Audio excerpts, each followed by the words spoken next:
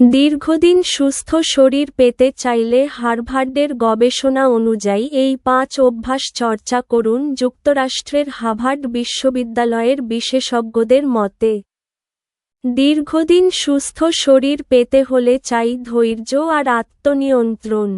এ ক্ষেত্রে কার্যকর প্রমাণিত হয়েছে ৫টি অভ্যাস। জেনে রাখুন সেসব। ১. ধ্যান ও মনোসংযোগ।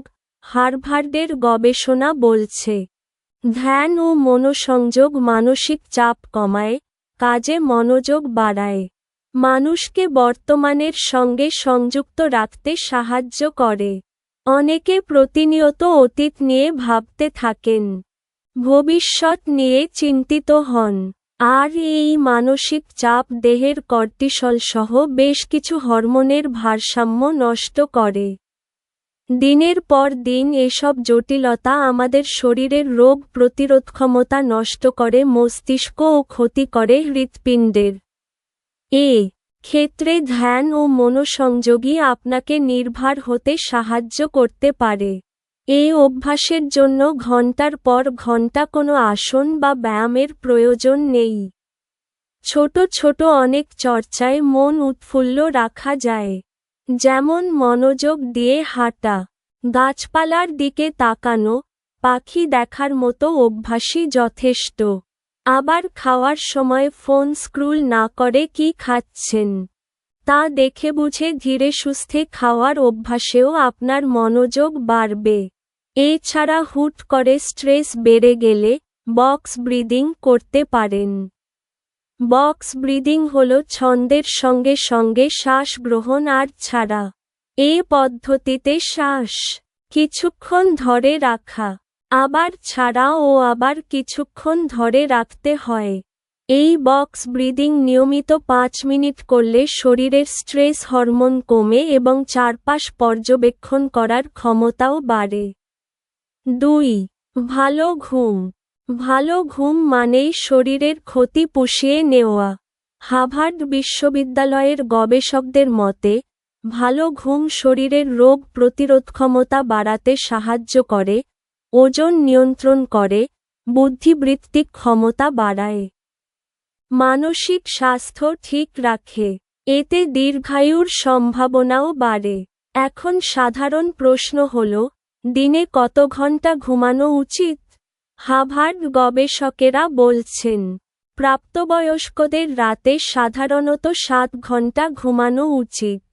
তবে কয় ঘন্টা ঘুমাচ্ছেন তার চেয়ে বেশি গুরুত্বপূর্ণ হল ঘুমের গুণগত মান। রাতভর এপাশ ওপাশ করা, বারবার ঘুম ভাঙা বা স্লিপিং ডিসঅর্ডার থাকলে তেমন কোনো উপকার হয় না। আবার ৯ ঘন্টার বেশি ঘুমানো শরীরের জন্য ক্ষতিকর। তাই ঠিকমতো ৭ ঘন্টার ঘুম আপনাকে রোগ থেকে দূরে রাখবে এবং দীর্ঘায়ু পেতে হবে সহায়ক। স্লিপিং ডিসঅর্ডার থাকলে চিকিৎসকের পরামর্শ মেনে সমাধান করতে পারেন। ভালো ঘুম শরীরের কোষগুলোকে পুনর্গঠনে সহায়তা করে এবং হরমোনের ভারসাম্য আনে। ৩. খাবার দাবার। ভালো ঘুমকে যদি আমরা দীর্ঘদিন সুস্থ থাকার কারিগর বলি, খাদ্যাভ্যাস হল জ্বালানি। হার্ভার্ড এমন খাদ্যাভ্যাসে অভ্যস্ত হওয়ার কথা বলছে, যেখানে প্রাকৃতিক ও গোটা শস্যজাতীয় খাবারকে প্রাধান্য দিতে হবে। এর মানে হল ফলমূল, সবজি, ডাল বা বীজ জাতীয় খাবার খেতে হবে। একই সঙ্গে এড়িয়ে চলতে হবে প্রক্রিয়াজাত খাবার, কারণ প্রক্রিয়াজাত খাবারে থাকে অনেক লবণ, চিনি, কৃত্রিম ফ্লেভার, কেমিক্যাল ইত্যাদি। এসব খাবার আমাদের হজমশক্তি ও রোগ প্রতিরোধ ক্ষমতা দুর্বল করে এবং শরীরের প্রদাহ বাড়ায়। মিষ্টি জাতীয় খাবার মাঝেমধ্যে খেলেও নিয়মিত খাওয়ার অভ্যাস কমিয়ে আনতে হবে। দৃষ্টিভঙ্গি বদলাতে হবে। খাবারের প্রতি মন কি চাইছে সেটা না দেখে শরীরের পুষ্টির চাহিদায় মনোযোগ দিতে হবে। এতে ধীরে ধীরে হজমশক্তি ভালো হবে, ঘন ঘন ক্ষুধা পাওয়া বা নির্দিষ্ট খাবারের প্রতি অদম্য টানের ওপর নিয়ন্ত্রণ আসবে। ৪. হাঁটা চলা ব্যায়ামকে আমরা অনেক সময় কঠিন কাজ হিসেবে দেখি। মনে হয় এ যেন ৩০ মিনিটের অত্যাচার। তাই হার্ভার্ডের পরামর্শ, ব্যায়ামকে আনন্দের সঙ্গে জীবনযাপনের অংশ করে নিন। শিডিউল করা ব্যায়ামের বাইরেও একটু বাড়তি কাজ করতে পারেন। এই বাড়তি কাজটুকু আবার খুব কঠিন কিছু নয়। হাঁটতে হাঁটতে কথা বলা, লিফটের বদলে সিঁড়ি ব্যবহার, অফিসের বিরতিতে স্ট্রেচিং, অবসরে বাগান করা, খেলাধুলা অথবা নাচের অভ্যাস থাকলেই চলে। এসবের মধ্যে আপনার প্রিয় একটা কাজ বেছে নিয়ে সেটারই চর্চা করতে পারেন। সারা দিন চলাফেরার মধ্যে বা সক্রিয় থাকাই মূল কথা। আপনি নিয়মিত ব্যায়াম করলেও ঘন্টার পর ঘন্টা বসে থাকা রক্তনালী বিপাকীয় তন্ত্রের জন্য ক্ষতিকর। তাই লম্বা কাজের ফাঁকে হাঁটাচলা করতে হবে। ৫.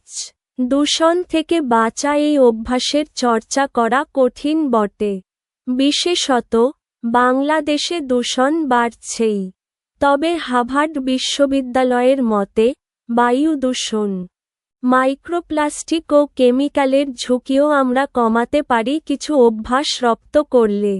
বাতাসে ভাসমান ক্ষতিকর পদার্থের কণা মানবদেহের ফুসফুস, এমনকি রক্তে মিশে যায়। এরপর ফুসফুস, হৃৎপিণ্ড ও অন্যান্য অঙ্গের ক্ষতি করে। ফলে স্ট্রোকের ঝুঁকি বাড়ে। এই ক্ষেত্রে এয়ার পিউরিফায়ার, মাইক্রোপ্লাস্টিক থেকে রক্ষায় ফিল্টার করা খাওয়ার পানি এবং প্লাস্টিকের পরিবর্তে কাঁচ বা স্টেইনলেস স্টিলের পাত্র ব্যবহার করার পরামর্শ দেয় হার্ভার্ড বিশ্ববিদ্যালয়ে। এছাড়া রান্নায় গ্যাসের চুলা ব্যবহার করলে রান্নাঘরে বাতাস চলাচলের ব্যবস্থা রাখা জরুরি। ঘরে ও বাইরে গাছপালা লাগানো যেতে পারে। এসব অভ্যাসে আমরা হয়তো পুরোপুরি দূষণ থেকে মুক্তি পাব না, তবে ক্ষতির মাত্রা কমবে।